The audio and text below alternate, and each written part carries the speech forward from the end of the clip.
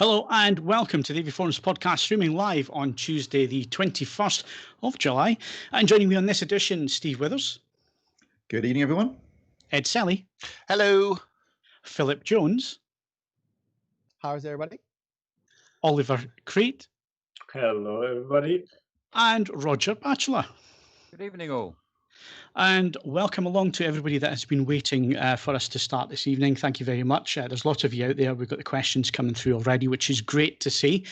And once again, we are streaming live, but don't forget, if you are not able to join us for the live stream, you can listen to this at any point once the podcast finishes tonight. It'll be live on YouTube, and also the audio version will be available for you on iTunes and Spotify or any other podcast provider that you use. We are going to have a Q&A this evening. We're going to leave the Q&A to a little bit further on because there are some presentations to be done, brief presentations. We're going to talk about some new product and so on.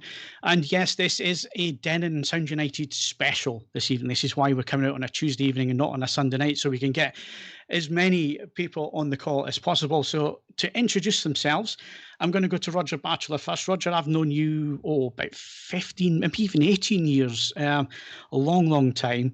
I think the first time we met, and it's a good little story, this was probably 2006. So we'd been communicating email, you've been sending me review samples and so on, but the first time we actually met was 2006 at Hammersmith Hi-Fi show, home entertainment show, which was quite some time ago.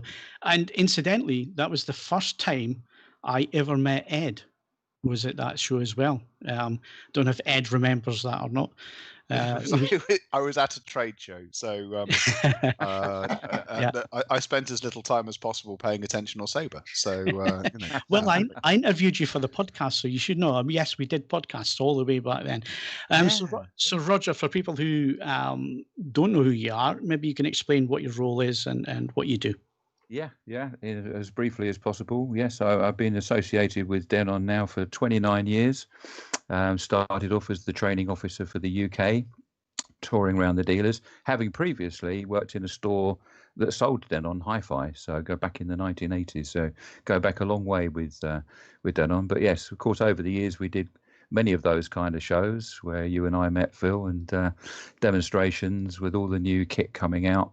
And I think we're all lucky, aren't we, to work in an industry where we get to play with all this fantastic kit on a daily basis, which is absolutely brilliant.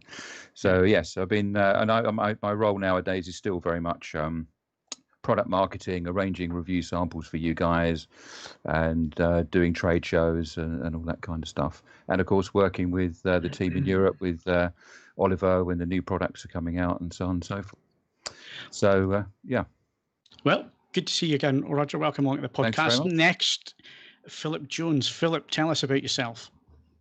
Okay. So my name's Philip Jones. I am the director of product technology for Sound United. So I get to play with all of the great products that we build. So for example, I have one of the first Denon 6700s in my room. I got in my house. I got to kind of sneak it out to play with it. So my job is to travel around and explain the cool technologies we have built into our products. So I get to hang out with enthusiasts and engineers, and I get to play with stuff for free. So how can I complain about my job?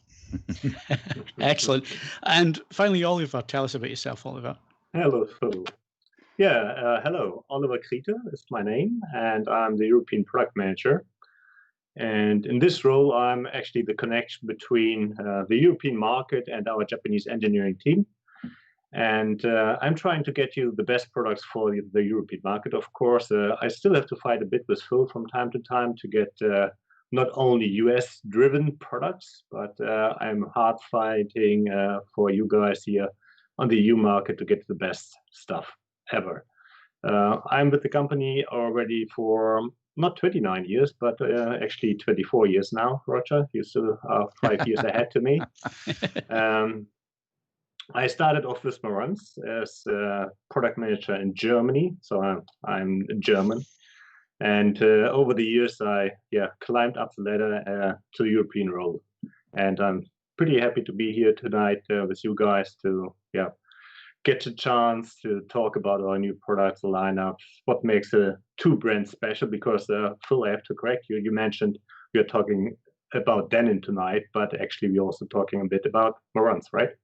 Yeah, absolutely. That's what I was going to come on to next, is maybe we need to do just a brief history of the companies. People will know Denon and Marantz, now under the Sound United brand or umbrella. So maybe tell us a little bit about both brands, where they started, and like a brief potted history, and then where we are now. Yeah, very, very briefly on the history.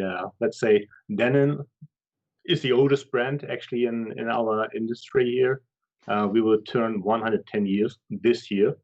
So we have a nice celebration to do in October, because actually the company started on the 1st of October. Japanese-based right from the beginning, while Marantz on the other side is founded in 1963. So we are now about 65 years and a bit in age. But it was actually founded in the US at that time from Selley B. Marantz. But over the years, it also moved to Japan, where our engineering department is located and production is located and so on. And talking about the merge of Denon and Marantz, if you think about it, it's already nearly 20 years ago.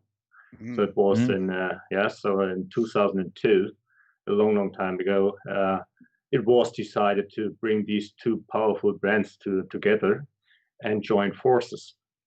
And that's at that time was under D&M. Today it's under the Sound United umbrella. And the good thing is that we, in this powerful combination, of course, we have a nice size to get always easy access to the latest technologies. We are always very close in cooperation with Dolby and DTS, but also with companies like Oro, where we have the Oro 3D technology, or DTS IMAX, DTS X Pro, like Phil is going to explain us later on. We also included. So by having this power, we always have access to the latest technologies. And in addition to the latest technologies, when it comes to audio codecs, of course, we also have the access to HDMI, all the video stuff. And that makes it possible for us to enter the market with HDMI 2.1 at first. So we are the first to market. First is Denon. Marantz has to wait a month longer to come to market, but we are out there now as well. Now, one of the things that always comes up on the forums, Oliver, is somebody will ask a question about either a Denon or Marantz model, normally a Denon model, and somebody will pipe in, we'll just buy the Marantz, it's cheaper, and it's the same thing. They're not the same, are they? Denon and Marantz, they are different. Absolutely not. I have a nice picture actually for you to explain that a bit. And if you have a look to this picture, you will see in the center, I'm also going to describe it because not everybody can see it here because you're also listening to the podcast. So in the center, you see a big square where all the technologies are in, like I just described, with audio codecs, with video stuff, and so on. And but what is left and right shown on this picture actually is that we have dedicated sound managers. Because what is the real differentiation? First of all, cosmetic. Okay, it's still, let's say, a kind of black box. However, slight differentiation in the design approach, of course.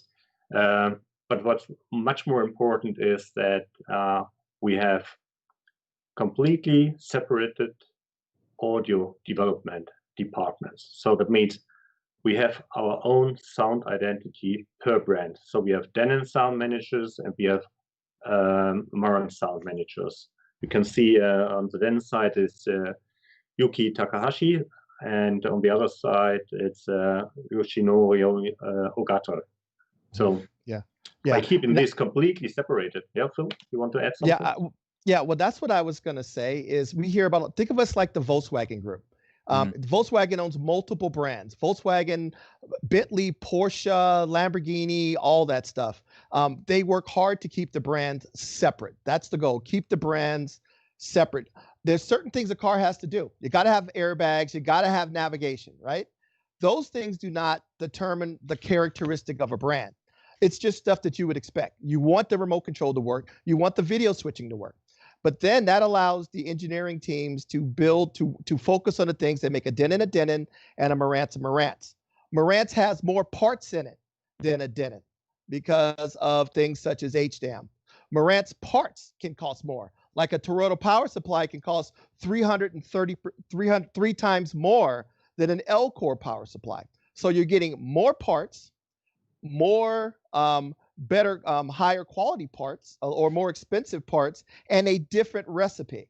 So while you may look at the box and see 150 watts and 150 watts, we have to go beyond that. They only share about 57% of the components inside of the boxes are shared, but that stuff is video switching and IC chips. Everything that makes it sound like a Marantz is different than what makes it sound like a Denon. So we really want to stress those points. They're not the same. Okay. Yeah. When it comes to feature, yes, but the sound quality itself, you can't really check on the specification list. So exactly. That's where we put a lot of effort. So first of all, of course, on the engineering side, separate audio engineering. Then the sound master are completely independent. So one is taking care of Marantz, the other one of Denon. And we here in Europe also play quite an important role when it comes to maintaining the brand philosophy when it comes to sound, because we are working very closely with the sound engineers in Japan. Every product they're going to tweak and tune according to Marantz or Denon standards will be sent over to Europe. So we have, I also have two nice pictures here. One is the listening room, which we have in Chiracabo, and the other picture is showing our Eindhoven listening room. And where you can see nicely where we are working with the engineering team, with the sound engineers here in our Eindhoven listening room to do the final tweaking on the products. And we do it very consistent every year on year. So we really pay a lot of time and attention to this difference in sound quality. And where you can define Denon as a more powerful, very clean, very lively sound, the Marantz one is the more musical one, more slightly laid back, more a kind of relaxed type, but not missing any note, not missing any detail. But the tonal balance is slightly different, and also the overall presentation is different when it comes to Marantz in comparison to Denon. Denon is more forward, more into your face. It's more, let's say, it's a manufactured sound, while Marantz is a more laid back, more, let's say, playing behind the speakers with a very wide open sound stage. It's more kind of handcrafted. Yeah, so it's pretty nice, nice differentiation we have and maintain. Yeah. It's almost like if you go to, there's kind of that really precise to the point studio sound, and then there's that warm musical sound that you hear from vinyl and things like that. Neither one is wrong. It's just which one do you prefer? And if you look at our two brands, we have very big fan bases for both the Denon and the Marantz sound. Just like Audi is precise and to the point. Porsche is get there with a little bit of style and a little bit of panache. They both have their own fans, and our goal is to provide our fans with the sound that they are accustomed to getting. Yeah. Exactly. Indeed. I think the thing that amazes me is that year on year, the engineers and the team seem to be able to improve the sound quality. Mm-hmm. You think, well, how can we get any better than this? And then next year they do actually achieve another step up. Exactly. Amazing. Yeah, the great thing as Roger we do is that we actually triple down what we learned from the top class product. Year on year, it will triple down into the smaller, lower price products as well. So by that, so we learn on the top flagship models, and we bring down the knowledge then to the other models year after year. That's why you can experience that actually it's always getting a bit better. It's not a revolution, but it's an evolution we do. Yeah, always step by step, as Japanese say, ippo ippo. So is it deliberate then that you go for certain sound signatures with Marantz and Denon products? Is Denon? Would you say Denon's more neutral towards the material that's playing back, or do both of them have sound signatures to them? I would say they both have their own signature, you know. But I would actually, Oliver, what do you think? How would you explain? Oh yeah, you do it all the time. Absolutely. Yeah. We work with both brands here in Eindhoven. I'm responsible for both brands. But I started with Marantz, so I always have my Marantz hat on. Yeah. I love the warm touch of the Marantz. Yeah, but I also appreciate the energy and the clarity a Denon can deliver, especially on cinema movies. Yeah. Exactly. So it's as Phil said, there's nothing wrong with one or the other. Yeah. It's just a different tone to it, different balance. Yeah. So one of the demos that we do here in the US, and we've done it a couple of times, is we will take a comparable Marantz and a comparable Denon. When you look at the specs on the box, they're the same, and we will set them both up in the same room. We will buy two pairs of the same identical pairs of speakers, and we will play the same song on both, and we quickly switch between the two. Everything's level matched. It's the same speakers at this and when I switch back and forth, there's a difference, okay? And then you just pick the one that you're passionate about.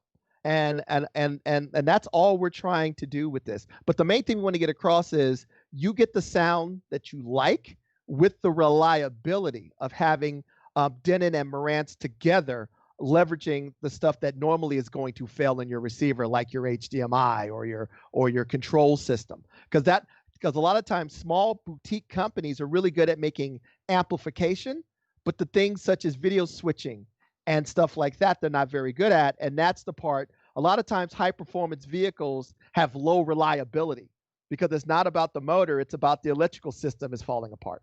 So by having the bigger engineering team backing both brands, we can give you high performance and reliability. I can vouch for that. I had the X7200 for 3 years, and I don't think it put a foot wrong. Exactly. In that entire 3-year period, not once did it have any kind of bug or anything annoying about it. It's incredible. Yeah, we kept it upgraded as well. Yeah, I know that was the best thing about it. Is it kept it at the top of the range for about 3 years. Exactly.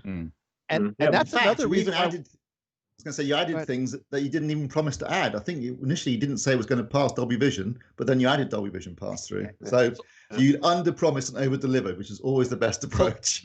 So actually, that's a good point, because we get asked a lot on certain things. Why do you do firmware update? Why do will you add new features to older products?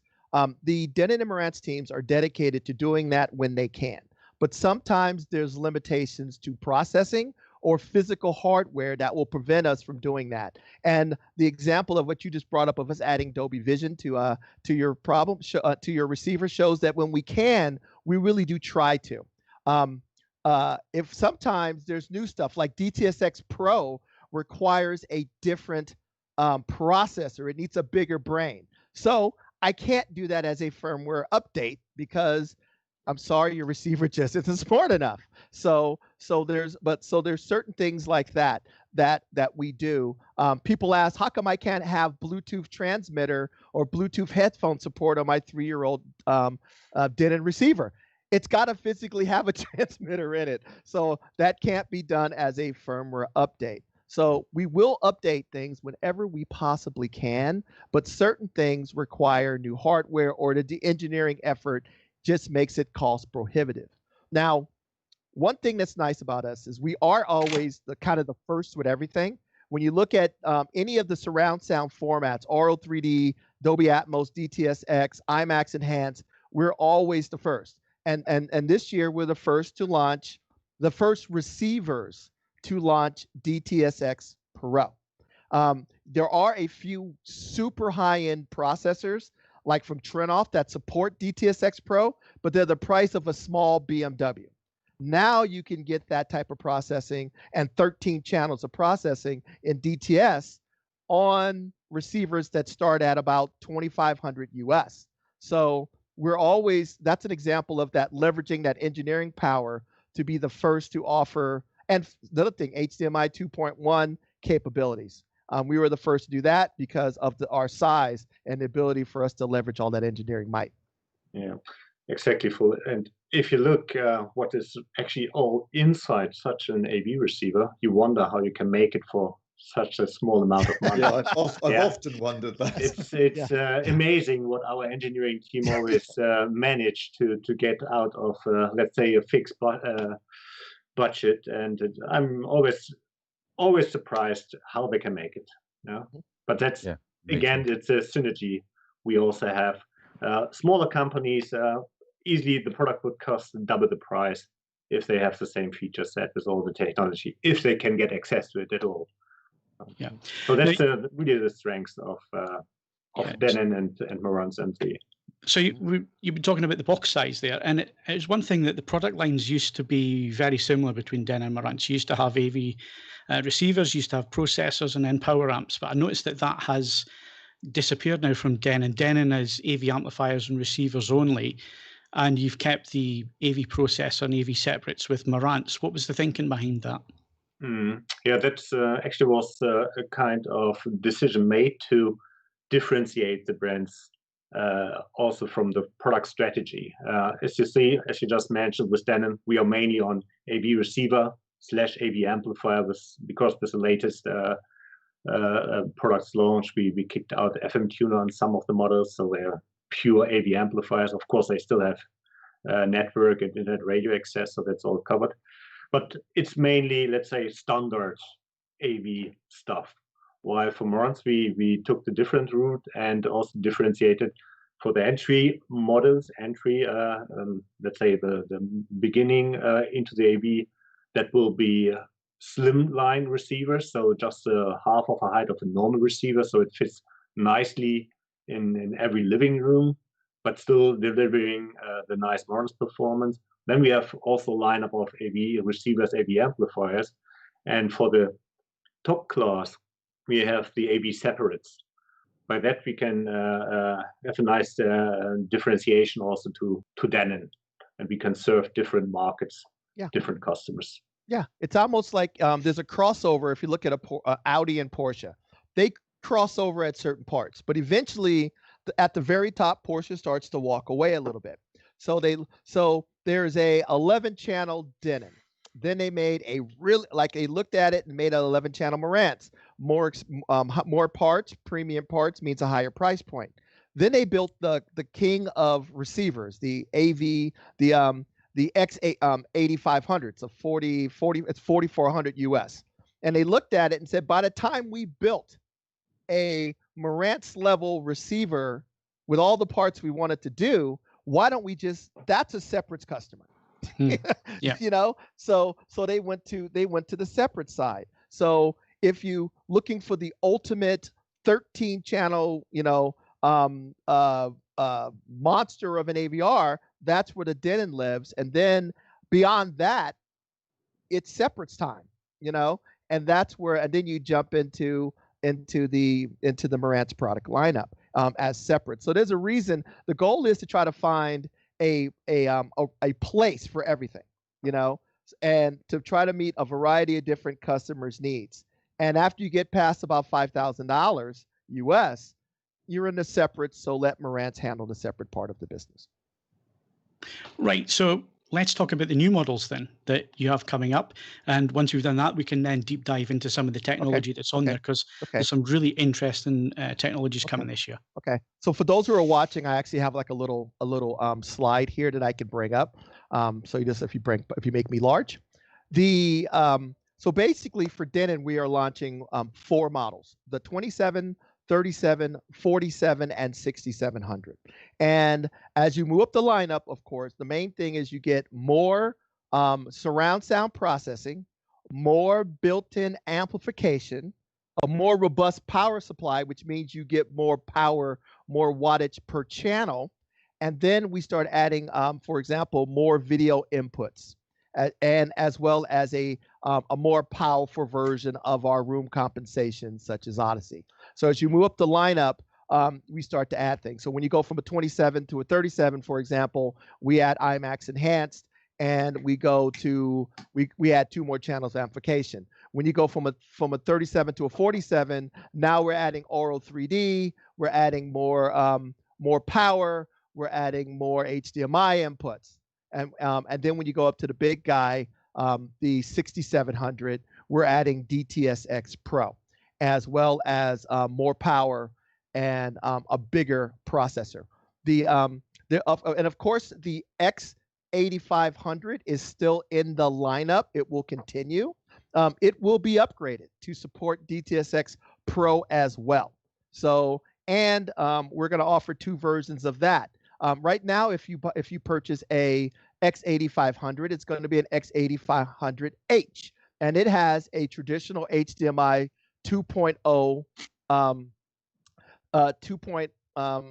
a standard HDMI 2.0B board in it. Eventually, we are going to be doing board upgrades for those customers who have bought 8500s, and at that time, you'll be able to purchase a X8500HA, which indicates that it has the HDMI 2.1 board built in. But the 8500 will continue in the lineup. So that's basically the roundup. But oh, by the way, there was a lot of features that we introduced on our older models last year, and that people wanted to know which that was included in these 2020 models. So these do have capabilities such as the Bluetooth headphone support, Dolby speaker virtualizer. It has the ability to do, like in my room, in my home, I can play surround sound in the main room and send a down mix to a second zone or my HEOS multi-zone speaker system. So all of those cool performance and convenience features we added in the models below 1600 US last year are now being incorporated into these receivers, and then some. There's 3 or 4 other notable features that we've added this year as well. Okay, I think the hot potato, the one we need to talk about first of all, is HDMI 2.1. Yes. Lots of talk out there on forums all over the planet. It's just one of those hot potato subjects. You know, do you need it? Can you get what you need through 2.0? Why do you need 2.1, and so on? But obviously, we are going to move in the next few years towards 8K displays, whether we want them or not. It's just the way things are going to move forward. We're going to need 2.1, but maybe you could go in, dive deep a little bit into it, Philip, and tell us a little bit more about the technology. So what ends up happening is every time I came before I was working at doing this job at Sound United, I was actually worked for another company that starts with an S and ends with a Y. I was the product technology manager, 4 letters, for that company, and so I have been dealing with this HDMI 2.1 thing for about 4 years. So let's talk about it. The goal is to give a person a better video experience, a better audio experience, a better gaming experience if you're a gamer, and just a better overall user experience. Most of those things do not require a new standard. However, the one that did drive to having a new standard is the whole video side of things. Because when I increase the size of the video, I increase the bandwidth requirements that are necessary that you need to do. So there's basically, we'll say 5 elements of video. There's resolution, frame rate, color depth, which is how many numbers I use to describe the colors, the brightness range, how many steps do I have from black to bright white, as well as color space. How big of a triangle of colors am I trying to describe? There's only basically 3 of these things that actually increase the size of the video. Of course, if video is just photos shown rapidly. So if I go from an 8 megapixel photo to a 33 megapixel photo for each frame, the video file is going to get massive. It's 4 times the amount of data. It's 4 times each picture is 4 times bigger. Now, the next thing is if I show video is just a whole bunch of photos shown to you rapidly. And if I go from 24 photos in a second to 30 photos in a second to 120 photos in a second, more photos per second means a bigger file. And lastly, color depth, the numbers that I use to describe the colors. Originally, we were using 8-bit color numbers. to describe colors when it came to when we were talking about colors. And 8-bit gives you about 16 million numbers, which you would think would be a lot of numbers to describe all the colors in the rainbow, but it really isn't, especially as you add more brightness. I mean, how many shades of red do you need to describe Ferrari in the sunlight all the way down to Ferrari in the darkness? That red is a lot of different colors and a lot of different numbers. So when I go up just from 8 bits to 10 bits, I go from 16 million colors to 1 billion colors. And if I go from 10-bit to 12-bit, the colors jump even more, 68 billion colors. It's a tremendous amount of numbers. So you get, but the bigger the number, the more data that's required to do it. When it comes to this new standard, there's only 2 things they increased. And that was, we can't compare it to the old standard. And that was, now you have more resolution and you have more frame rate.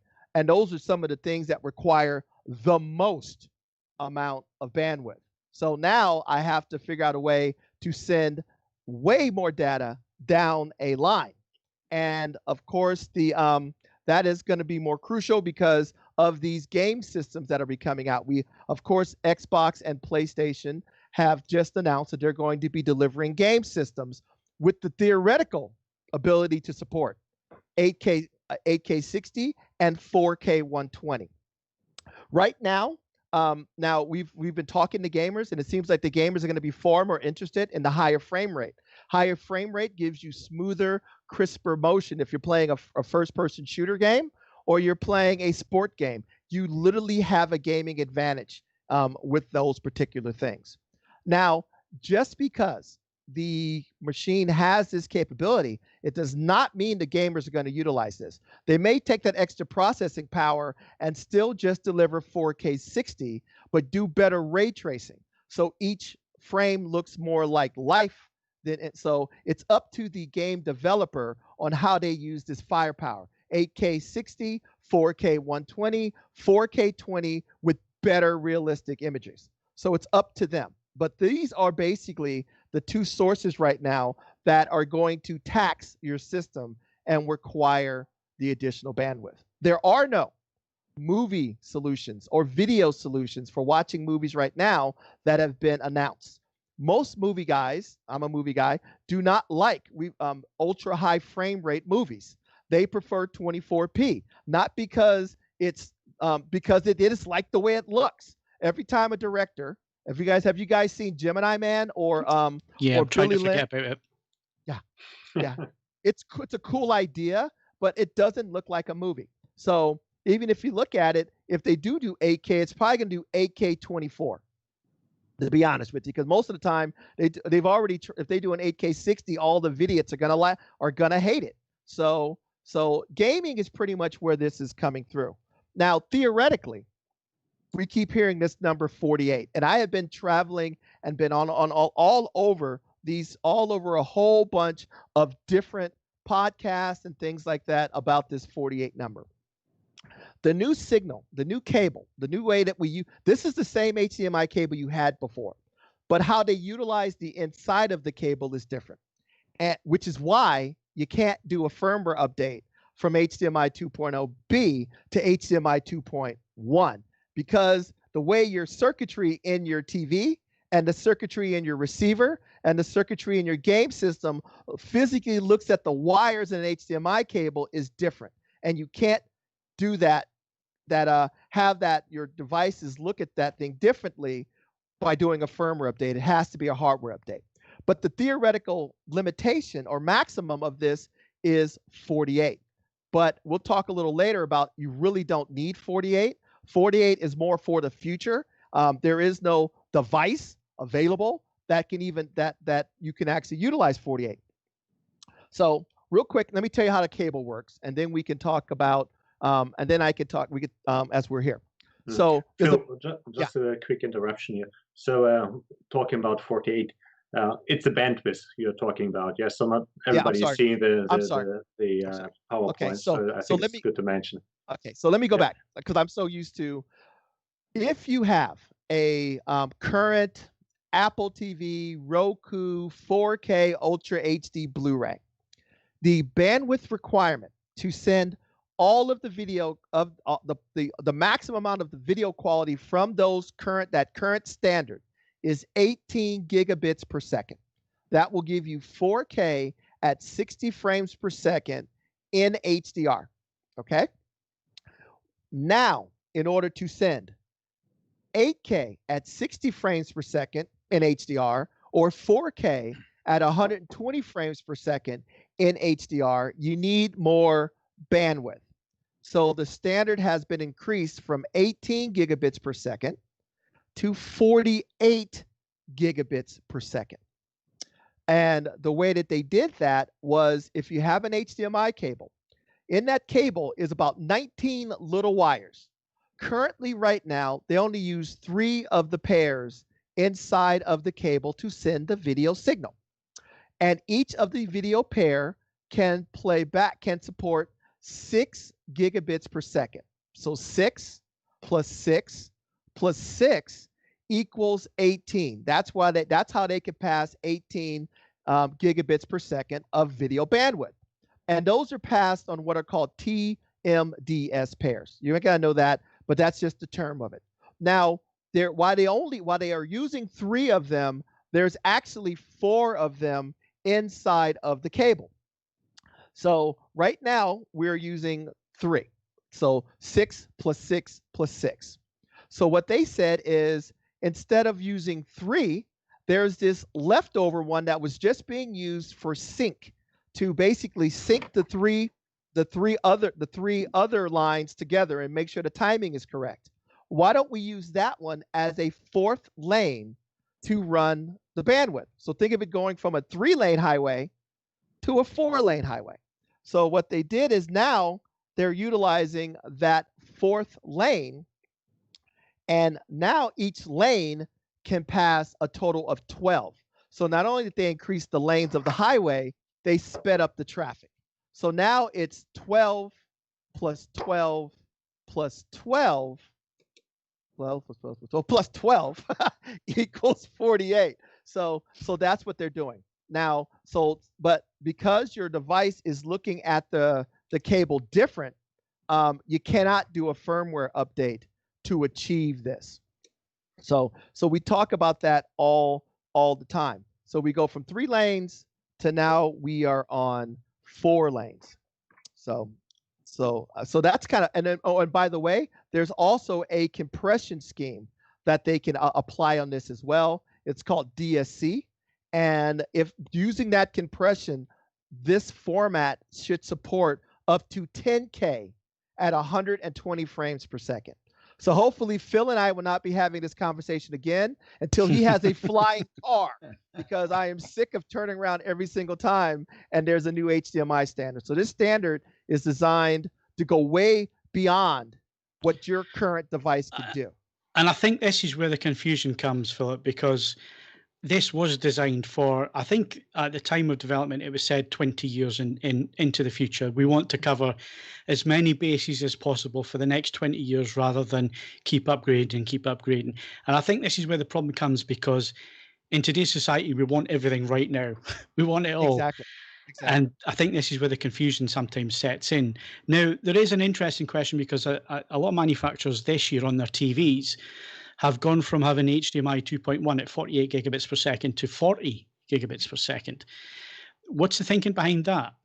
Okay, so like I said, remember I told you that the 48 was there to support via DSC compression frame rates up to 10K at 120 frames per second. The limitation is all TVs and all displays utilize a 10-bit panel. That's just the way it is. There's only a few prime manufacturers that make the panels, whether it's OLED or LCD, for every consumer TV and every display. Now, if I do the mathematics and I say, okay, I want to do 120 frames per second on a 10-bit panel with all the colors sampled all the time, the maximum that I can, how much data do I actually need? 40. Okay. If I want to do movies at movie, I call myself a vidiot. because I love my movies the way the movie guy intended you to watch them, 24p. And if I want 8K at 24p at 10-bit, the maximum that TV can reproduce in colors, and every color represented every single time, the speed limit is 40. If I want to do 8K 60, there is no uncompressed version of that. You have to, there is no uncompressed 444, which means the colors are sampled every single time. They have to use a little bit of chroma, reduced to chroma sampling, how often the colors are sampled.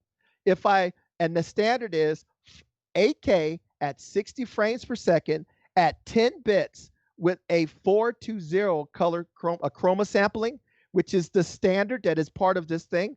The maximum for a 10-bit panel is 40.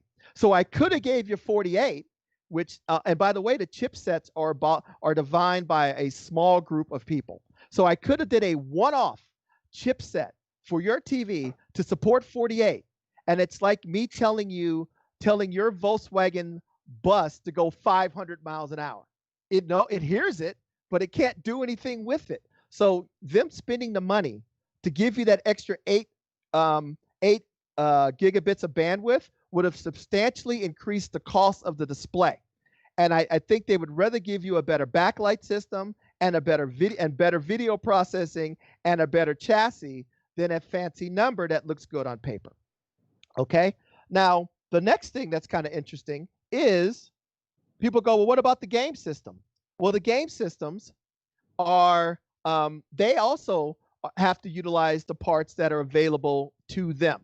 And the game systems, their HDMI on some of the game systems and many of the graphics cards that are coming can support 4 lanes at 10 gigabits per second.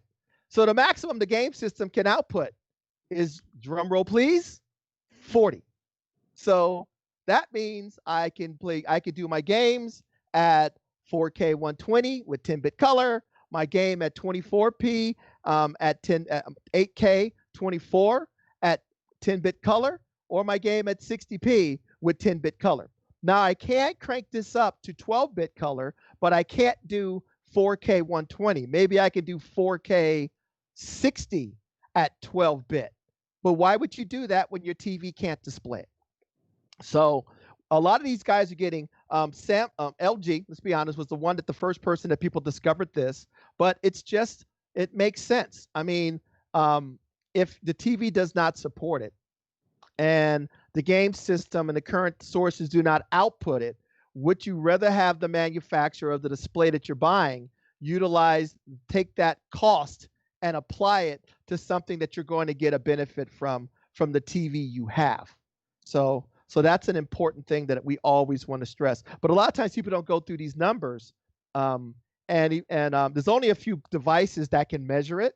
And as more and more reviewers measure these things, they'll start saying the speed limit is the maximum speed limit is 48. But right now, the current speed limit based on device limitations is 40. Yeah, it is interesting stuff. I just got a Meridio 7 generator a few weeks ago. Yep. Absolutely brilliant for reading the EDID and actually seeing, what the HDMI inputs can take on this year's TVs. So yeah, it's interesting being able to measure that, see what manufacturers are doing with that. Now, when we come back to your products, your AV receivers this year, there is one HDMI 2.1 input. Is that 40 gigabits per second? Yes, it's 40. So because now, like I said, we can make a one-off that could support 48. It probably would increase the price. You wouldn't be able to connect anything modern. And by the time there was something that was a 12-bit panel display, you'd probably be buying a new AVR. Okay, so 40 is, we want to give you the maximum performance from the devices you're going to be connecting it to. And that is a 10-bit paneled consumer TV or projector. So 40 is perfectly fine. One thing I do want to point out in our receivers, and this is important as you get into using our receivers for these HDMI 2.1 devices, in our receivers, we actually have a setting in our receivers that allow you to go in and change how the receiver looks at an HDMI cable. So if I go in here, and you'll see that I in my menu system, I have all these different settings. And under video, you'll see one that says 8K and 4K signal output format. What ends up happening is, before, you've always seen when you had a TV or a receiver, there's a way to set your video outputs for HDMI from standard to enhanced. The reason, a lot of times they used to default to standard to make it backwards compatible with older video devices, an older PlayStation, or maybe an older DVD player. And if you had a 4K 60p HDR device, you used to have to change the receiver and the TV's HDMI inputs to enhanced.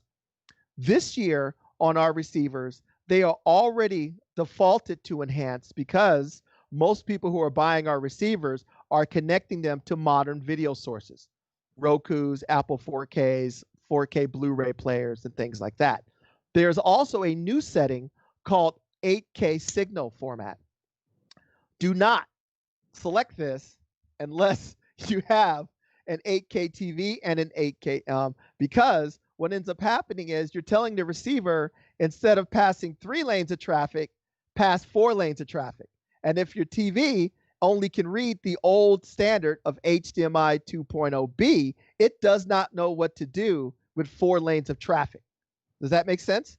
So basically, if you do not have a brand new 2.1 source and a brand new 2.1 enabled TV, do not, I repeat, do not switch this to 8K to 8K. So when you press it, Philip, does it say, "Are you sure?" And then when you press it again, oh yeah, are you absolutely sure? It says, "Are you sure?" It says, "Make sure that your devices can support this." Now, but Phil, there's a nice option now while you're talking about this, let's say, issue. We have a nice option in our setup menu to check what actually your TV screen can do. Exactly. So yeah, so maybe you can briefly touch on that one. Yeah. So what happens is, there's a lot of different features that are going to go way beyond, you'll probably tackle a little bit later, such as variable refresh rate. So a lot of times we get blamed if there's no picture, they always seem to blame the black box in the middle, the receiver. So what happens is, our receivers, if you hit the info button, now you can go out and buy an Iridium 7G with, how much is that guy? $5,000 to test this stuff? Or I could hit the info button, and it will, because the receiver is a repeater, it's between the source and the display, it can measure and see the capabilities of each of the display of the devices connected. So it can tell you if it can support what resolutions, what HDMI features it can support. All of that stuff can be displayed across the front of this thing. So it will tell you if you should hit that button before you hit the button. But hopefully if you're paying a premium for an 8K TV, you should know if it's an 8K TV. And your PlayStation 2 is not an HDMI 2.1 device, right? So you'll know when you should hit that button and when you should not. Okay, so that's something that we want to point. And for those people who have those test pattern generators, because I had a reviewer say they plugged it in and all they saw was 3 lanes of traffic, and that was because you had to switch it to 8K before you plugged in the analyzer in. So the receiver is now a 4-lane highway, so you get the proper reading on your device. So that's something that we want to point out. Very technical, but I do want to stress that is actually important. One question that always comes up as well, Philip, I just want to cover this one quickly, is why is there only one HDMI 2.1 input? So I asked a bunch of engineers about this from a lot of different companies. And basically the way it works is this. There's the board can either be 2 in and 1 out, or 1 in and 2 out. Okay. And we looked at it and said, as we get into HDMI cables, we could talk about this. The longest length that you can run HDMI 2.1 through a standard copper cable is about 2 meters. 2 meters.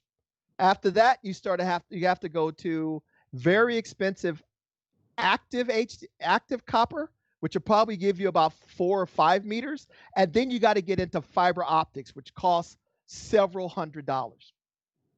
The average person who's buying this is gonna, for the next few years, is gonna be buying a game system. You plug the game system directly into the TV via a short HDMI 2.1, and then you feed the audio back via a regular HDMI cable that you already have. Saves you a bunch of money. If you plug the game system into the back of the TV, into the back of the receiver, now you have to buy 2 new HDMI cables, which are very expensive. And if one of those cables, the one that goes from the receiver to the TV, is longer than 2 or 3 meters, you're talking about a $200 investment. So I plug it into the TV for $35 US. I plug it into the back of the receiver for $200 or $535 US. So we looked at it, so the only person that's going to probably want to do that is someone who has an 8K TV and an 8K projector, and that's why we went that direction. Now there are other HDMI features that are built into an HDMI board that we could talk about, that you're going to be using constantly, that all of the inputs on the back and on the front support. Variable refresh rate, auto latency mode, all of those things are supported on all of the outputs. All of the inputs and all of the outputs. The only thing but there's only one 48 in and 2 48 outs. Now we could have done right now a 4 or 5 input HDMI 2.1 switcher costs at this time more than an X3700. I just want to point that out. So we could have gave you more inputs, and it would have dramatically increased the price of the product for something you probably aren't going to use because it's cost prohibitive for all of the cables to make it happen. Yeah, and you have to see it's not just for, let's say for the one user who is actually going to use it, but actually we have to add the cost for everybody who's going to buy the product. Yeah. So that at one point, we just have to find the balance, what really makes sense to keep the price attractive, but having the feature readiness. Yeah. So let's talk about now. The one thing that I do want to stress too is we talk a lot about AK. So let's talk about who is going to be the customer for this. Are you a gamer? If you're not a gamer, the 8K conversation is done, because right now there's no Rokus, no Apple TVs, nothing that has been announced. So if you're not a gamer, we already have kind of eliminated it, right? Is the game you're playing in 8K 60 or 4K 120? That's the next one, all right? And if those aren't you, while these companies are really hyping and promoting the displays, because they always go to CES and show you their flagship TV. They do it all the time, but they don't show you that the majority of their lineup is not 8K. So there are other things that you may want to care about. There's other features to 2.1. Remember I said there's enhancements to video, enhancements to audio, enhancements to regular gaming, even if you do not have an 8K TV, and enhancements to the user interface. So there's a couple of things that you get that come along with HDMI 2.1. So let's talk about what these are, and these are kind of the things that people are going to care about. So the first thing that's going to come up is you're going to get what's called variable refresh rate. Variable refresh rate, the way this works is your TV and your computer or your game system talk to each other, and they communicate. We'll talk about how that happens. But let's go through. So I'll go through these in more detail. Variable refresh rate, quick frame transport, and auto latency mode. So variable refresh rate. A lot of times what ends up happening is your computer, unlike watching a movie, when you're playing a video game, the computer has to render each frame by frame by frame based on what you're doing on the screen. Sometimes that frame is really easy for it to draw. Me standing in front of a white background, and I could draw it really, really fast. Other times it's very, very complex, and I'm trying to draw it say it's like you're in high school and you're trying to draw a picture, and then your teacher says, turn in your homework, and you got to turn in halfway done. That is what causes tearing. So the computer is trying to draw something, but the TV has a fixed frame, and that fixed frame rate, and the TV says, you need to pass that. You need to turn in your homework right now. So the computer turns in the homework early, and it starts working on the next frame. And with tearing, it's like the picture is being drawn, and then it stops and starts drawing another one. So it's called tearing. And that's a problem. So now with variable refresh rate, the TV and the computer talk to each other. And if the computer can draw, or the game system can draw the frame really fast, the TV's refresh rate speeds up. If the computer needs more time to draw that frame, the TV's refresh rate slows down. So your frame rate is not fixed at 120 frames per second or 60 frames per second. It literally varies second by second based on this communication between the computer and the game system / graphics card. The next thing that could happen is what's called, we talked about that, quick frame transport. What is quick frame transport? The best way to think of quick frame transport is, say that 10 times quickly. I know, quick frame transport. I like my analogy. Say you're working on an assembly line and you're making a widget. You build a widget, and there's a conveyor belt going in front of you. And you build a widget, and you have to wait for the bucket to show up to put the widget in the bucket. So I build a widget, I put it in the bucket. The conveyor belt continues to go. I build the next widget, I put it in the bucket. But what happens if I could build that little thing faster before the next bucket shows up? I have to wait before I can put it in the bucket.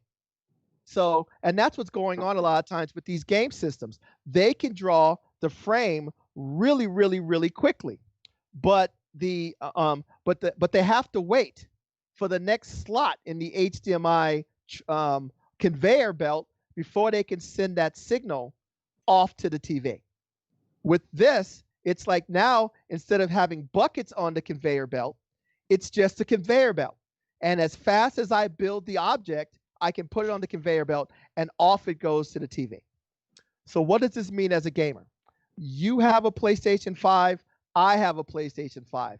My TV is equipped with quick frame transport. Your TV is not. Both computers can draw, both game systems draw the frame at the same time, but your computer has to wait for the next available time slot to send the picture off to the TV, while mine has already sent it to the TV. I see you before you see me, and you die in a first-person shooter game.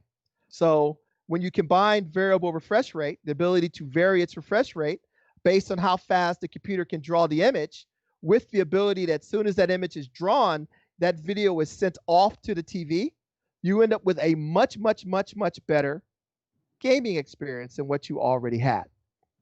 All right. So now I can speed up and slow down based on the computer. As soon as it's done, I can send it off. The problem is now your receiver and your TV has a lot of video enhancements and video processing that's on, and that can slow down the picture. So what they came up with is what's called auto low latency mode. And what auto low latency mode does is there's a game mode in all Denon and Marantz receivers. We've had it for how long? 3 years probably, but most people are unaware of that, because you have to manually go into the receiver and turn it on. Most TVs have a game mode, but you have to normally manually go into the TV and turn it on. Now it's done automatically. So I'm playing Netflix on my PlayStation. All of the video enhancements that I want on are on my TV and on my receiver. The second I switch from Netflix to playing a video game, the computer will tell the receiver to switch to game mode, and the receiver will tell the TV to switch to game mode, and it's all done automatically. So you get optimized video when you're watching video, and optimize gaming when you're playing games. So all of this stuff is all about the advantage for a gamer. So I covered a lot right there, but yeah.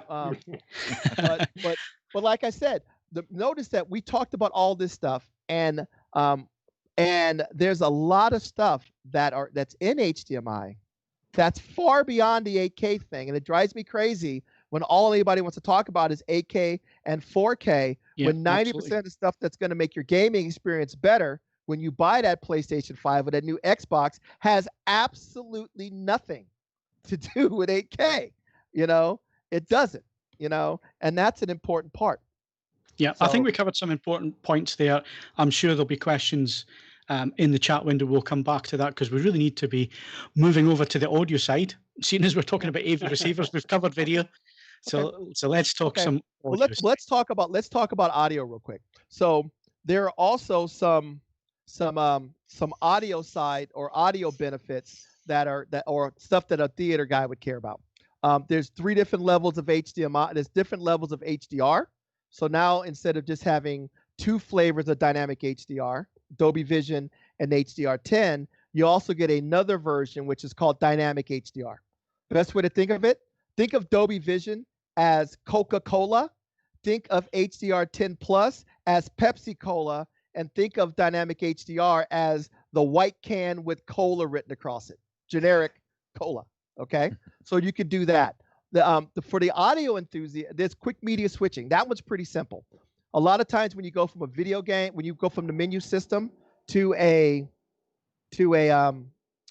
movie, you get a blank screen. Now that does not happen. You go right from the menu right to the movie, no blank screen. Pretty simple. The last one, the important one, is enhanced audio return channel, and this is important because of all of the different. A lot of times, there's a lot of great sources are built into your TV, but if you connect your TV using the fiber optic cable on your TV, it does not pass all of the different surround sound functionality. With ARC, which stands for Audio Return Channel, if I have Netflix, Amazon, Tidal, some sort of service built into my TV, it can pass the audio from that service back to my receiver in surround sound.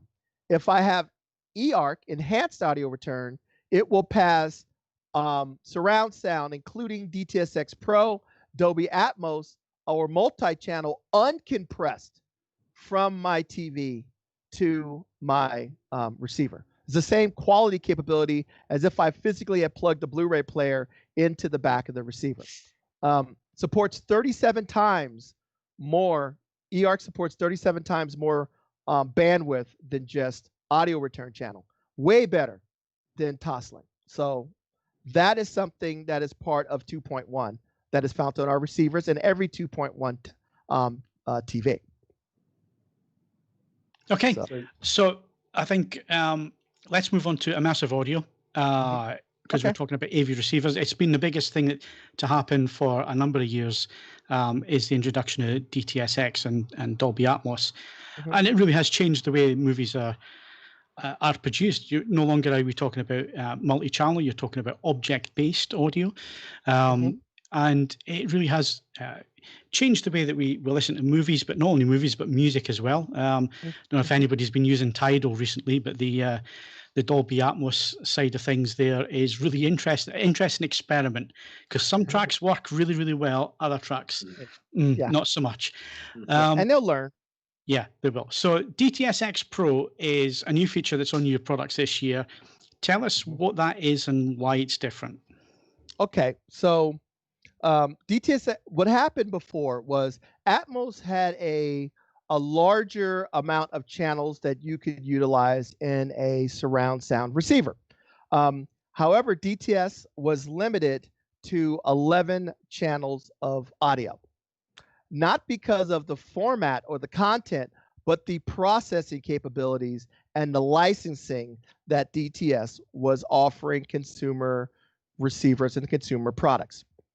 Now, DTS can support up to, with using DTS-X Pro, can support up to 30.2 channels, 30.2 channels of surround.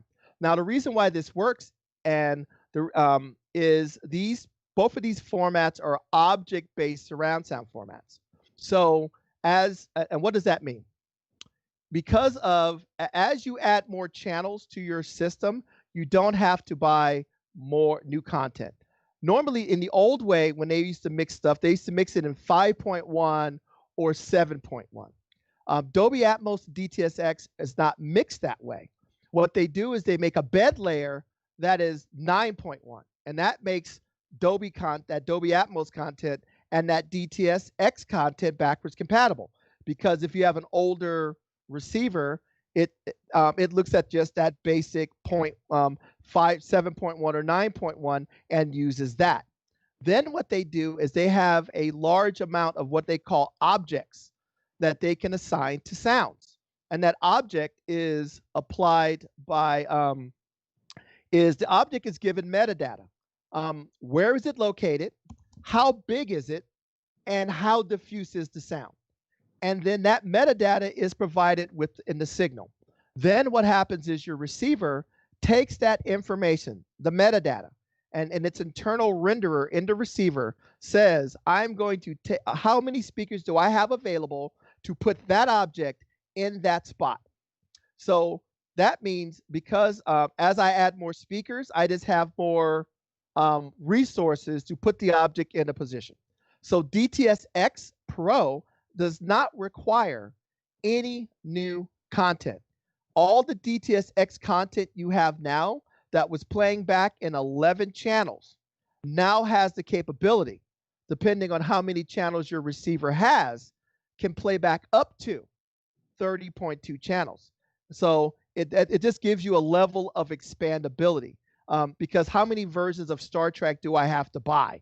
Now, because I have DTS-X content and Dolby Atmos content, I should be good until Phil gets his flying car, because I can continue to add speakers but the content will always just continue to get better. No new content is required for object-based stuff. So that is new. The 6700 will support it. The AV85, the X8500, as well as the two Denons, the 8015 and the two Marantzes. The Marantzes are the AV8805 and the SR8015. The Denons are the 6700 and the X8500, because they have the brain to support the processing that is required for this. Philip, Philip, will that be out of the box, or is that with a firmware update? It's coming via a firmware update. So there is a few things. If you look at it, the channel counts are different. Dolby Atmos has more possible surrounds, but DTS has more height capabilities, and also it has a center front height channel and a top surround channel, which is not available on Dolby Atmos. So different ways of approaching immersive sound technologies. And then on our receiver has the ability for you to switch between these configurations. It's going to ask you if you want to set up more of a DTS-X Pro configuration or a Dolby Atmos configuration during the time of setup. Cool. I'll look forward to trying that out. I've got the X8500, so if it's a firmware update on that one, then spot on. I'll look forward to trying that out. Yeah. Now, we did mention Dolby Atmos music, so let's move over to. I know that Roger's a musician. Roger, have you listened to Dolby Atmos music yet through Tidal? Not through Tidal yet. No, I've got to set up my Apple 4K TV device, I think, for getting that, which I will be doing. I've got one in my training kit, which I'll be setting up. The Dolby Atmos music stuff I've got is all on Blu-ray disc, right. Like Abbey Road remastered, that kind of thing. Yeah. And I like it. I think it brings a whole new thing. I think REM were one of the first bands to release some stuff. Yeah, well, it's on Tidal. So if for those that don't know, if you've got an Apple 4K, and there's some other devices as well, but I know it works on the Apple, through a Tidal account if you get one. And I think Tidal's about £3 a month at the minute. They're running a special. There are some ridiculous Tidal bargains at the moment. If you want to just get stuck that's stuff. good. And I've got to say, Steve has listened as well, because we've been talking about it. But some of the stuff on there, especially there's a Prince number, When Doves Cry. I heard that CES on a big system on Dolby Stand, and I was blown away by it at the time. And again, listening back at home, it's just the way they've mixed it, the way they've used the technology is absolutely fantastic. But then you get some other stuff that is just, well, they've hit a bit of a reverb on there and added a bit of space. I really like Riders on the Storm. Yes. Yeah. A really good one is Kraftwerk. It's called 3D. It was already a really good Blu-ray. They just put that up there this weekend. So that's a good one that's been mixed in Dolby Atmos. It's available now. Yeah, that had been that they'd done the donkey work on that for the disc release, and it benefits because it takes some of the thinking that they'd done for the minimum maximum tool, which was done in surround, and essentially they had an enormous sort of crib sheet of notes, which it naturally turns itself into an excellent live performance. I mean, to me, we had this discussion on another podcast. As a purist, the live stuff is where I find myself happiest with the construct of things like that being added. But you know, to each their own. If you want rain from your Riders on the Storm on the ceiling, who am I to blow against the wind? Exactly. And like I said, you'll see other versions of it, you know, where they'll do multi-channel live. I mean, now they can put in live concert stuff, some of that Roger Waters wall stuff with the crowd cheering behind you and all that stuff. So yeah, and you can, some of the recordings you can just bring out the ambience that was in the studio, like even some of the early just stereo jazz recordings, you know, there's all the ambience on the tape, and that's coming out in some of the Atmos stuff that I've heard. Yeah. Well, don't forget, one of the most effective surround SACDs, remember those, was the Elvis #1s. All they did there was take the master tapes, play them on an enormous pair of stereo speakers, and record it on a 5-channel mic, and just record. All they recorded was the echo off the rear wall. And when you actually sat and listened to it, it was one of the very few occasions for me when multi-channel actually added something to the performance. It wasn't. There was no bells and whistles. It was simply the creation of space, and that was far more compelling than just randomly shoving one of the instrumentalists into the rear speakers because you can. Yeah, it's all about the mastering and how carefully you treat the piece of music, right? Yes, absolutely. Right, it's 10 past the hour. Folks, so just keep an eye on the clock, because we have a habit of going way long on these things. So we're going to come to your questions very soon. But before we do that, Ed, Steve, any questions at this point? I've got 2 questions. So the first question is, how many channels do you actually process? I know, regardless of how many channels applications built into the receiver or amplifier, how many channels, what's the maximum number of channels you can process? Okay, so currently we use, our processor can support up to 13 channels. So originally it was 11. So now you have 13 channels. So that equates to, so think of it as you could do like a 7.2.6 for 9.2.4, and that's now that 7.2.6 can be done a couple of ways. With Dolby Atmos, you have your front heights, your middle heights, and your rear heights. That's one option. The other option is front heights and rear heights, plus a top front surround, a center front height and a top surround. So you have, and that center front height and top surround will be utilized for IMAX Enhanced, Aural 3D, and DTS-X Pro. Okay, those can also, if you decide not to do the go back to a more of an Atmos configuration, it can utilize that configuration as well. The only caveat is Dolby Atmos there cannot utilize the center front height or the top surround speaker. Okay.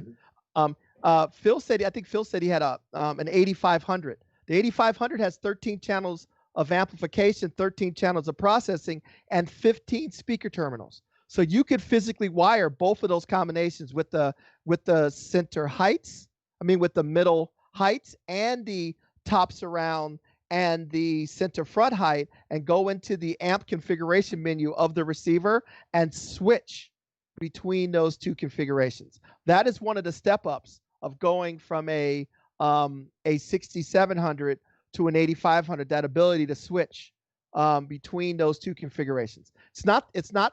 It takes a few seconds to do, but you have that firepower and that flexibility. I think what we have to add here is to DTS X Pro, if you talk about it, that the new Neural X up mixer is working differently than the, let's say, old one with the same name, and actually is really activating all your installed speakers at any time. So it's really, let's say, pushing contents to every speaker you have installed. So it gets much more involved now. Exactly. Can you Neural X Atmos tracks, and can you Dolby Surround DTS X That was tracks? the next one I wanted to tell you about. You know, from last year, we had some issues with Dolby that they actually prohibited to upmix Dolby contents, and nobody was really happy about that one. So luckily, they had to withdraw their decision, and we now took the effort to get a firmware update for all the last year's AV receivers, so that you can utilize the upmixer, any upmixer on Dolby contents. And of course, that will also count for the new models we're going to add. And of course, also for the 8500 and the 8805, where we're going to have the firmware upgrade to support DTS X Pro as well. And they will also get the possibility then, or they already, let's say, they still have the possibility to upmix any Dolby content, and that will also continue then. Yeah. The nice thing is, in addition to that one, on the 8500 and 8805, we will also add the possibility to add front wide speakers now. One final question. How exactly does DTS X IMAX Enhanced differ from normal DTS X? Okay. So what ends up happening is, if you go to an IMAX theater, and I've done all the time, you go to a movie theater like a multi-screen cinema, you'll see a IMAX presentation available, a widescreen with DTS X presentation, and a Dolby Atmos and Dolby Vision presentation. All three presentations are different. The reason why the IMAX presentation is different is, yes, there's some picture differences like aspect ratios and things like that. But number one, the speakers in an Atmos in an IMAX theater are full range. They're like 9 feet tall. They're full range. There's no LFE in an IMAX channel. It's 12.0. It has basically, you can have a total of it has a center height as one of their modes of one of their a center front height channel. That is native to IMAX. That is not native to any other format. You have a center channel and a center front height channel. So the mix is different. How it's mixed is different. It's mixed with a lot more dynamics. There's a lot less digital compression done to it, or dynamic compression done to it, because of the size of the speakers. Whenever you do DTS X material for your home, they mix that for the Blu-ray release as a near field mix, because they're trying not to hurt the person's sound bar or hurt the person's small bookshelf speakers. The IMAX mix is still the full dynamic cinematic release with more dynamic, with very little dynamic compression on it. They also have to, because the amount of bass that they drive in each channel, because there is no LFE, every speaker has its own subwoofer. The mix is a little bit different. So just like if I take a DTS X mix and an IMAX mix of the same movie, the experience is different, because the mix is different, and how that mix is put on the disc is different. So you will hear a difference between the two. DTS X is just utilized as the backbone of that the IMAX enhanced information is layered on top of. So it is a totally different mix. Okay. Any questions from you, Ed? A related one. I don't know. Awkwardly, I don't know exactly how much can be revealed at this point. One of the most interesting products I've tested this year is from you gentlemen. It's been the Marantz NR1200. In the fullness of time, these hopefully it's been sufficiently successful that they're going to keep building. You're going to keep building such a thing. Will this eventually see a similar level of sort of HDMI functionality as the receivers are currently getting? So that's for the 1200. Oliver, you want to tackle that one? I can do, sure. So yeah, first of all, Ed, I have to agree. It's a fantastic product. Yes, two-channel receiver with all the capabilities of having HDMI switching, just fantastic. We will continue, of course, that one. I can't tell you right now if we're really going to add 8K in the near future to this product, because actually the target customer we have for this type of product, it will be different. I appreciate it is different. Yes, so there will at one point of time surely will be also upgraded to 8K, but I don't see it coming next year. Yeah. No, that's fair enough. But it's more heartening to hear that that you guys feel that it's been, you know, commercially worth doing, because I mean it's always interesting when something, it's a relatively new idea. So I'm pleased to see that it has sort of customer traction, and it's nice to see that, you know, it's still on the roadmap, and that as and when it becomes more of a mainstream requirement to have this, that it's on the sort of list of things to do. Yeah, absolutely. And it's let's say it's a nice step up from a soundbar. Yeah, if you have your living room set up for both watching TV and listening to music, you can combine both. Yeah, and you can choose the speakers that you want to use with it. Absolutely. Yes. Yeah. Okay. We're going to come on to your questions now in the chat window. So if you have been typing away, thank you very much for that. People are here are now going to quickly look through and pick out some questions to answer. And while they do that, obviously this is a one-off podcast that we're trying out for the first time. If you have enjoyed what we're doing this evening and you want to see more of these podcasts during the week, then why not hit that like button on the video, please? I can see there's lots of you watching at the moment.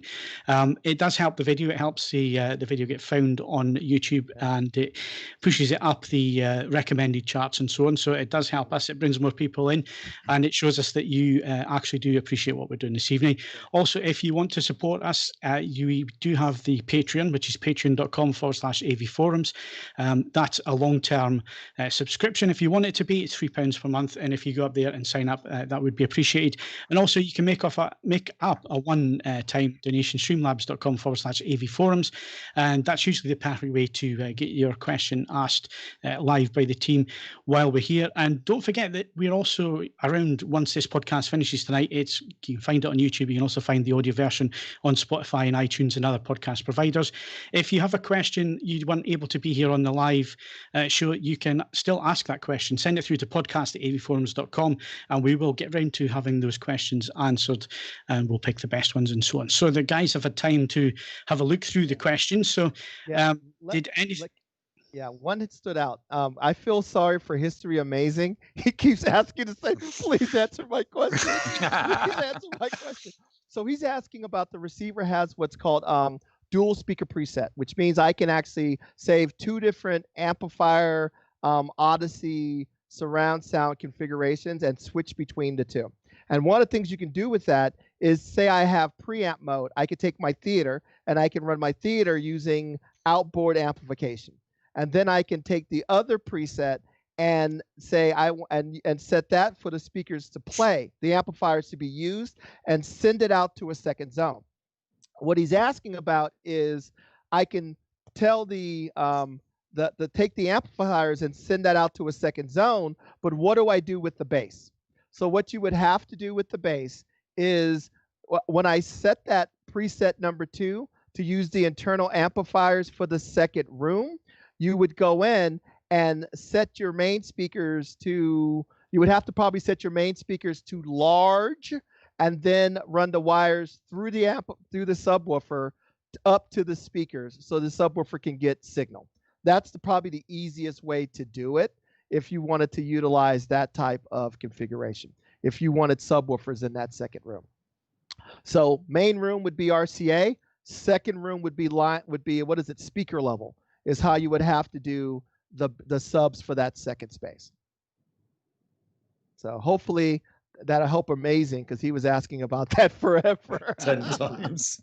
But I will tell you that is a question I hadn't thought about the sub outs. And if I come up with a more elegant solution for that, sending that sub out from place to place, I will make sure that I share it with this group. Okay, well, hopefully that's answered your question. History amazing. Please stop now. Usually it's usually Ken. I haven't seen any questions from Ken yet. So no, he's got a question, as I can see. He says, I gave my questions earlier on as well. Don't know what they are. It's a running joke for you. Right, I'll tell you what. Someone else look at a question they want answering, because it's not going to be me answering any questions. I will locate these and I'll get them into the chat box for people. Okay. So if someone else wants to, someone who can actually answer questions, pick something they want, and I'll crack on finding things for people. I'm going to ask a difficult one. It's come up a couple of times, and it's one that has been asked on the forums a few times. And now that we've got you guys here, I think it's an important one to ask. You use Odyssey at the moment for your room EQ. A lot of people asking, will you use Direct Live at any point? Is that something that you're looking at? I'll be looking into many different things, of course. Always keeping in mind the customer experience or the user experience, because if you look to Direct Live, yes, it's a very professional tool. However, it's not really for the normal consumer to use easily, because you have always to use your laptop to get the calibration done. So with Odyssey, it's much more user-friendly approach. It does cover everything. If you want to go more into details, you can use the Odyssey app to even go under the hood and do all your fine adjustment as well. So we have a lot of flexibility with Odyssey and the ease of use. But of course, we're also looking into Direct Live for next generation flagship. That could be something which can be implemented. Yeah, and a lot of times what ends up happening is the main thing that they want the Direct Live for, like I said, is more flexibility. The app costs $20 US for your iPhone or for an Android device or an Apple device.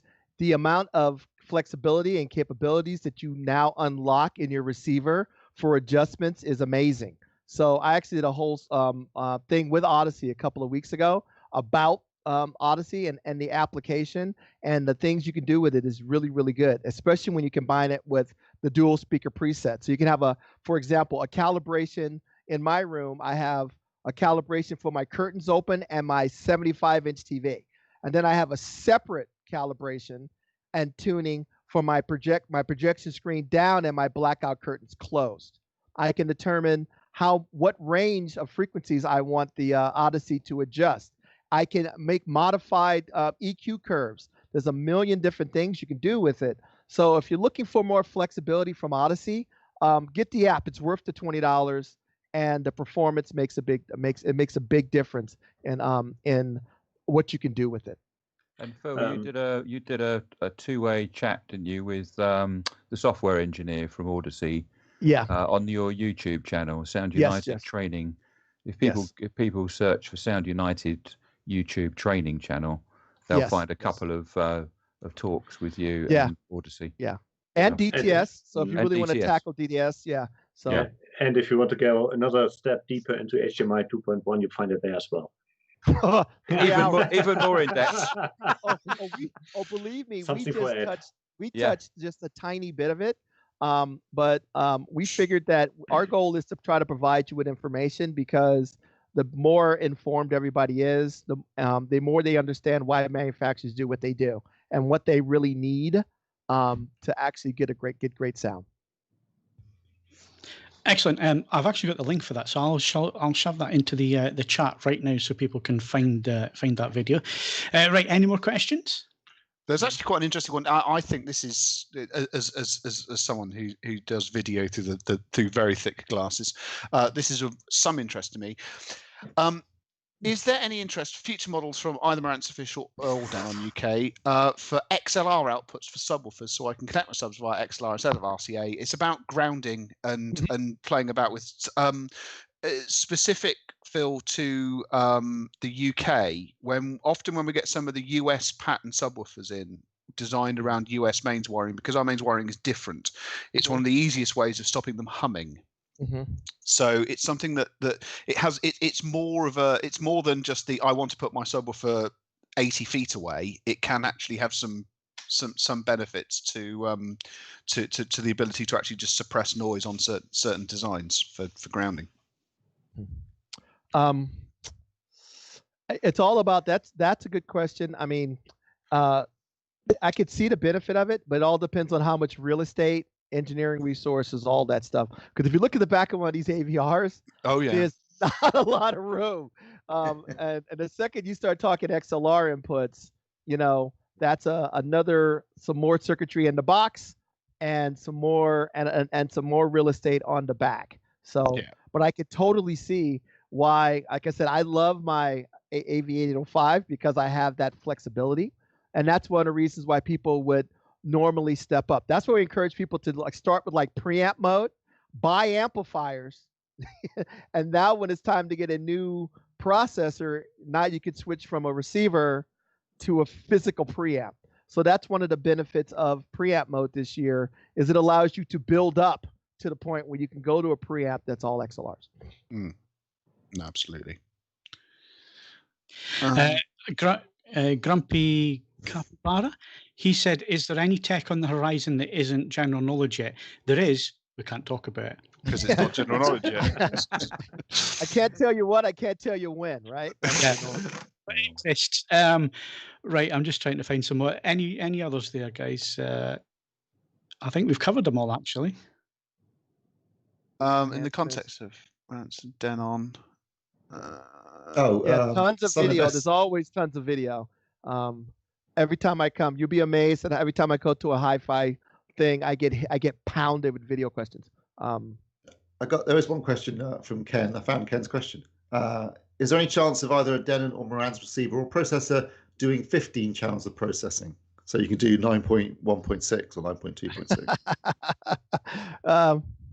Believe me, I think that they're looking at ways to increase the channel count, you know, because not only do Sound United we are a very big, very pop big when it comes to AVRs. We have some skin in the game when it comes to speakers too. So I'm sure that they're looking at that.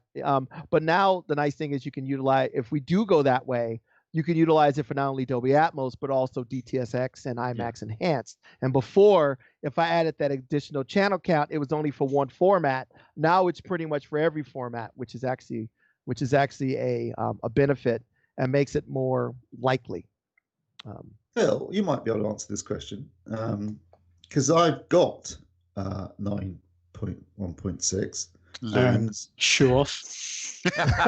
But on some movies, I can definitely hear stuff coming from the width channels, and on some there doesn't seem to be anything coming out of the width channels. Is that specific to the Atmos? Is it? I'm specific. We're talking about Atmos here. Atmos soundtrack. Yeah, are some studios doing more than others? Yeah, because just like anything, we were talking about Dolby Atmos music, and sometimes they get carried away, and sometimes they don't. Many mixers right now are still more comfortable with a traditional 7.1, 9.1 world. And they're starting to apply more and more objects to the mix. And if the original mixing engineer isn't doing very much height stuff and height objects, sometimes it's not much there. As they get better and they get more comfortable with the mixes. I mean, there's some movies like John Wick, and another good one is, what's the new Zombieland, the new Zombieland movie? Spider-Man Into the Spider-Verse. They're getting better with utilizing objects, and they're getting more and more comfortable with it. It's like it's a new tool for these engineers and these directors, and they just have to get used to utilizing it, and they'll just start utilizing it more. They can put up to over 110 objects whizzing around the room simultaneously, but I don't think they'll ever do that because, oh my God, can you imagine what that would be like? But they will start adding more and more objects as time go on because they get more comfortable with it. But hopefully they do it tastefully, right? Yeah, it's all about being creative because you know, I've heard some soundtracks where it suddenly takes you out of the movie, and that is not the point. The point is that you don't actually realize what's going on. It's done subtly, it's done to artistic effect, and not just because they can put an explosion. And I once watched a video, it's still on YouTube. It might even be on Vimeo, with a sound engineer talking about that, and he actually did two different mixes. He did the mix as he would do it, and it was a shootout, and then he did a mix as somebody out of the business, not in the business, would imagine it was done, and they sound completely different, because one's just a garbled mess, because everything's making a sound in the scene, whereas if you actually study a scene, not everything that's moving or hitting a wall or whatever actually makes a sound. It's only certain sounds that they actually use, so it doesn't become a garbled mess, and it's really quite an interesting science, really. Same as video. Interesting when you get stuck into it. So is there anything, gentlemen, that we haven't raised this evening that you would like to cover before we finish? Because we are now starting to run a little bit over time. So anything that we haven't covered tonight? Well, like I'm trying to figure. Ask Oliver. Can you think of anything? To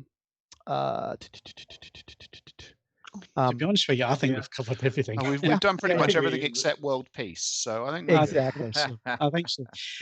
So if you have enjoyed this evening's podcast, like I say, it's the first time we've done one during the week. It's the first time we've done one with guests from the industry. If you've enjoyed it, then please hit that like button. Let us know that you have liked the video. Give us your feedback as well. We're always interested to hear what your thoughts are, whether you're watching live or watching later in the week, or even listening while taking the dog for a walk. Let us know what you think about the podcast this evening, if you'd like us to do more versions of this kind of thing. And my thanks again to the guys from Denon and Marantz joining us this evening. So my thanks to Philip Jones. Thank you very much. It was a pleasure. Oliver, thank you very much. Thanks for the invitation. It was nice. And Roger, always good to see you. Yeah, good to see you, Phil. Thanks for having us. All right. And also have to thank Steve and Ed as well. Thank you very much, guys. We'll be back on Sunday night for our usual podcast. Remember to join us there. And if you have enjoyed the podcast, then please hit the like button, subscribe to the channel, hit the notification bell so you are told when we publish new videos. And there are some review videos coming up this week as well before the next podcast. You can also follow us on Twitter and Facebook. You can bookmark avforums.com for latest reviews, news, and video. Plus, why not leave us a rating on iTunes, but only if you enjoyed the show. Thank you very much for listening and watching. I'm Phil Hinton. We'll see you again on Sunday night.